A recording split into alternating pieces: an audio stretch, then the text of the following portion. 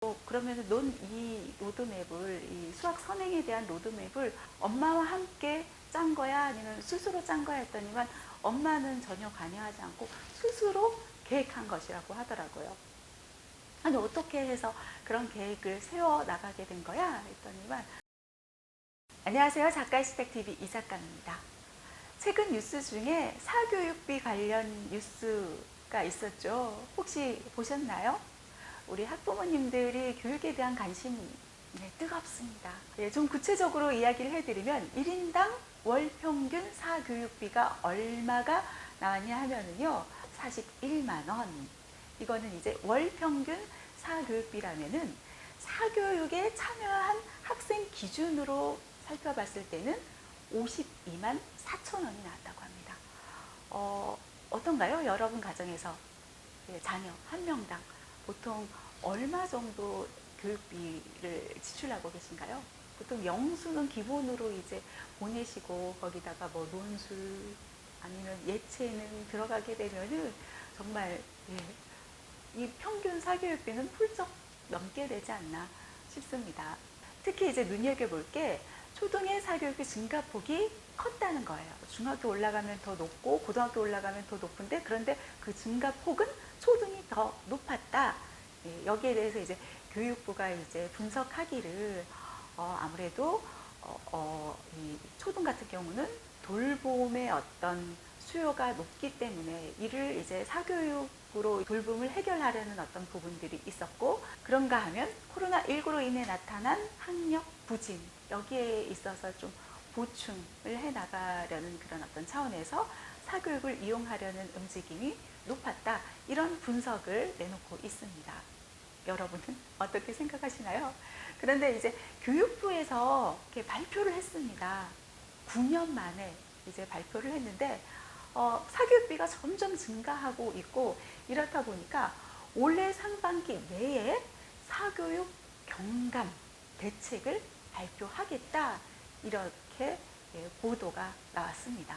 9년 만에 사교육 경감 및 공교육 정상화 대책을 마련하겠다, 이렇게 교육부의 어떤 의지를 볼 수 있는데, 글쎄요, 과연 어떤 발표가 나올까요? 교육부에서 이제 분석을 했잖아요. 사교육이 증가할 수밖에 없었던 원인으로서 교육부가 내놓은 어떤 그 분석은 돌봄에 대한 어떤 수요가 높다. 그리고 학력 부진, 이렇게 두 가지를 꼽고 있단 말이에요. 그러면 아마도 예상하기로는 그 부분에 있어서 좀 강화하는 그런 대책을 마련하지 않을까 하는 그런 생각을 해봅니다. 뭐 예전부터 그래서 이제 뭐 사교육을 줄이겠다 해서 방과 후 수업을 이제 내놓고 있잖아요. 그런데 현실은 어떤가요? 방과 후보다는 사교육으로 향하고 있다는 것이죠.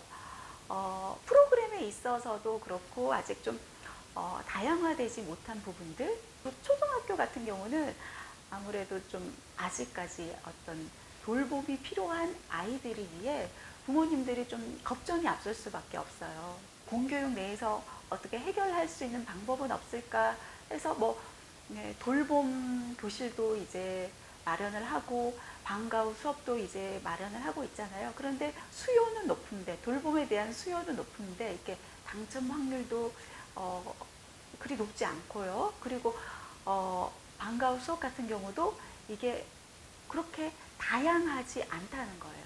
다양하지 않다 보니까 학부모님들이 사교육으로 향하지 않나.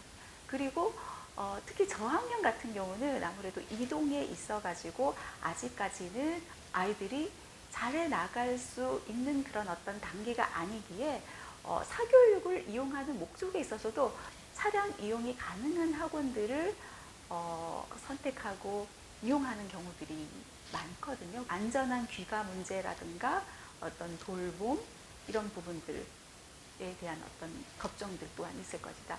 목적들이 맞벌이 부부들 같은 경우는 돌봄과 학습까지 같이 잡을 수 있는 방안으로 이제 사교육을 이용하지 않을까 하는 그런 생각을 해봅니다.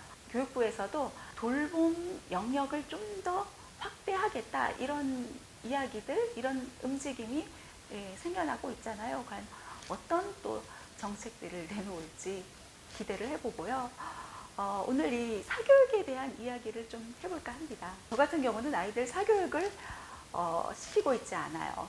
예. 그 맞벌이 부부들의 어떤 고민을 잘 알고 있습니다. 제가 이제 방송 활동하면서 새벽 방송을 많이 했거든요. 그래서 보면 출근 시간이 보통 이제 새벽 6시예요. 그러면은 그 시간은 아이를 돌봐줄 사람이 없으면은 힘든 거예요. 그래서 할머니 댁에 가서 새벽 시간에 이제 잠깐 이제 맡기고 돌아오고, 예, 그런 일이 있었고, 또 새벽 방송 이제 아침 새벽 방송 이후에는 이제 또 오후 방송으로 또 이제 프로그램이 이제 바뀌면서 오후 생방송 6시부터 시작해서 이제 7시에 끝이 나는 거예요. 보통의 친구들은 이제 4시에 보통 집으로 향하잖아요. 그런데 어쩔 수 없이 이제 아이 같은 경우는 혼자서 어린이집에 7시까지 있는 거죠. 근데 방송 7시에 끝나면 정리하고 하다 보면 뭐 7시 반, 8시에서 혼자 아이가 이제 생활하고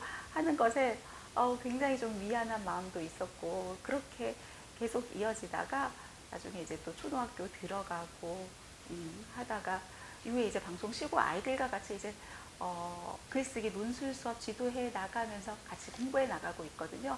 이런 분위기이다 보니까 엄마가 가르칠 수 있는 부분에 있어서는 엄마가 가르쳐 나가고 있는 거죠. 그래서 글쓰기 수업, 논술 수업 이제 같이 친구들 오면은 같이 수업해 나가고, 이렇게 아이를 지도해 나가 보면서 느끼는 게, 제가 이제 처음 생각했던 거는 영어 교육이 굉장히 중요하다고 생각해가지고 영어 학원도 보내고 그랬었어요. 그런데 이게 잘 되지 않더라고요. 일단 초등 기관이다 보니까 제대로 된 어떤 학습이 이어지지 않는 그런 경우들도 있었고요.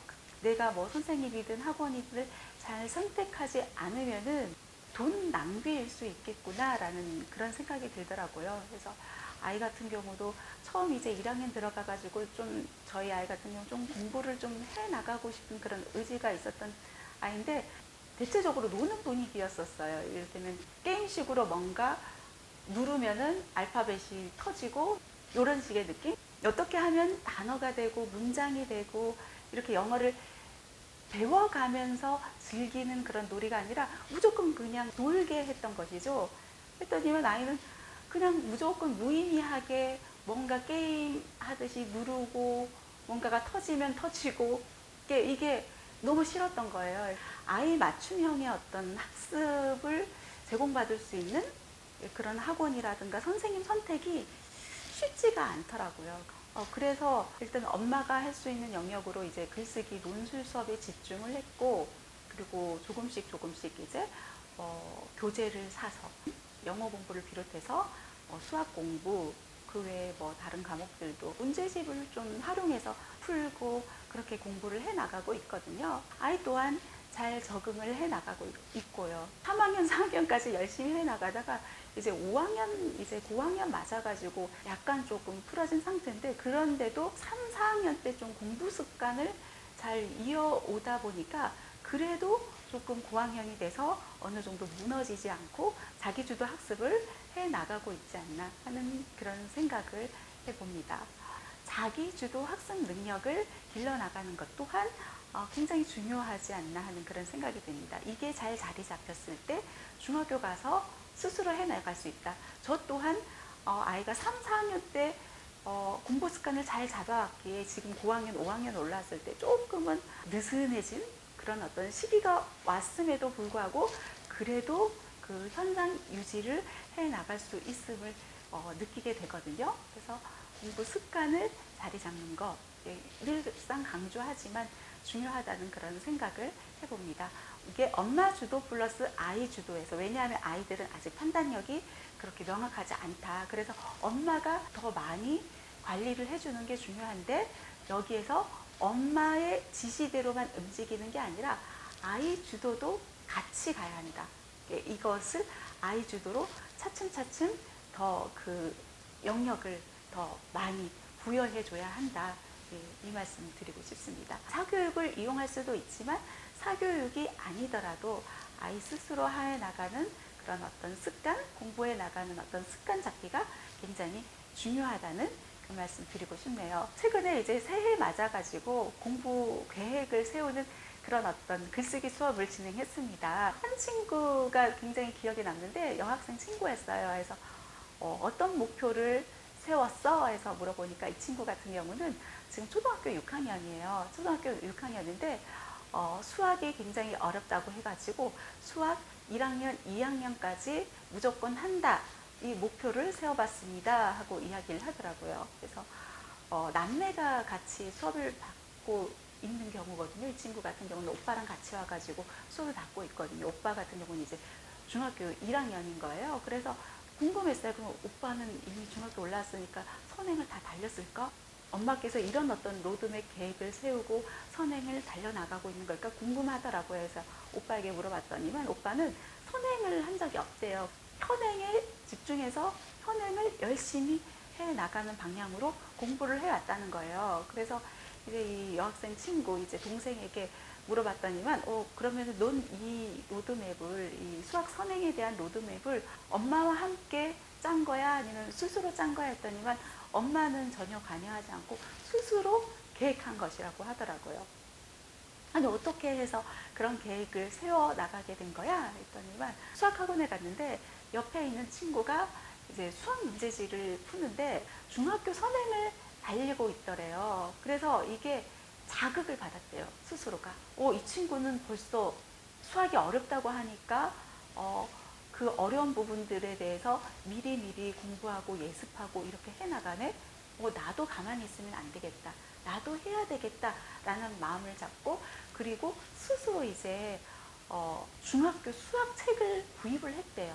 중학교 수학 교과서를 구입을 했고, 그리고 공부를 해나가고 있다고 합니다. 독학으로 공부를 해나가고 있대요. 초6이니까 학원 스케줄이 빡빡하잖아요. 뭐 영어 학원도 다녀야 되고 수학 학원도 다녀야 되고 이제 선행을 이제 열심히 달려나가고 있는데 이제 선행도 스스로 이제 공부를 해나가고 있잖아요. 수학 선행 또한 스스로 공부를 해나가고 있다 보니까 놀고 싶은 시간에 있잖아요. 친구들이랑 놀고 싶은 시간 혹은 유튜브 보는 시간 이런 시간들을 조금 관리해가지고 그 시간 동안에 조금씩 좀 선행을 달려볼 계획을 세우고 있습니다. 이렇게 이야기를 하더라고요.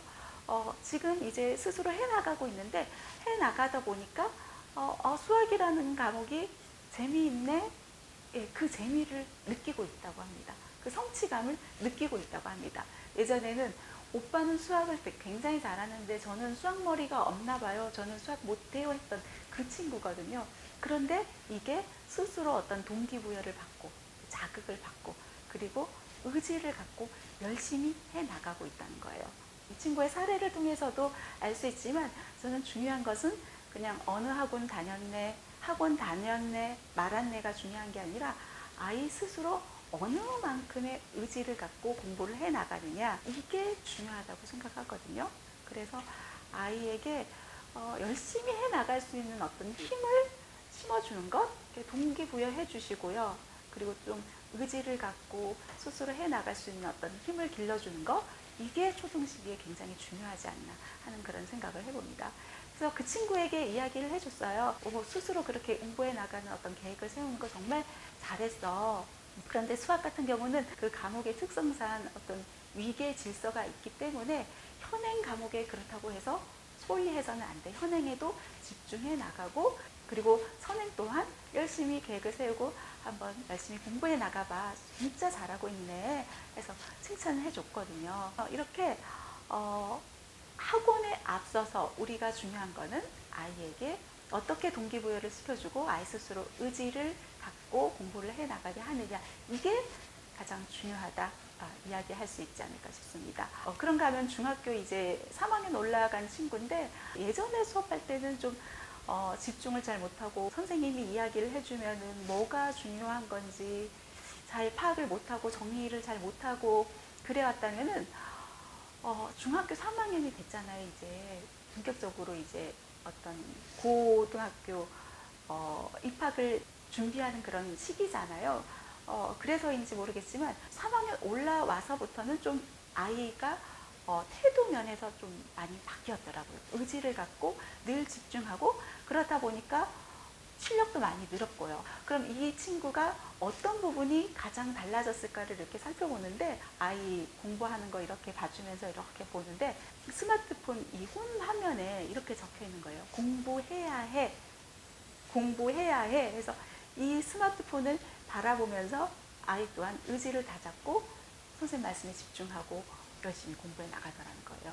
이 중학교 3학년 친구도 이렇게 하는가 하면은 초3 친구 있잖아요. 초3 친구도 이제 와가지고 열심히 수업하는데 아이가 얼마나 힘들겠어요. 초등학교 3학년인데 글도 써야 되고 뭔가 이야기를 풀어내야 되고 힘들단 말이에요. 그런데 이 친구가 정말 기특한 게 포기하지 않고 늘 열심히 해 나가는 거예요. 어느 날 필통을 이렇게 봤는데 필통이 이렇게 뚜껑 열잖아요. 그러면 여기다가 아이가 또 의지를 다잡을 그런 어떤 문구를 적어 붙인 거예요.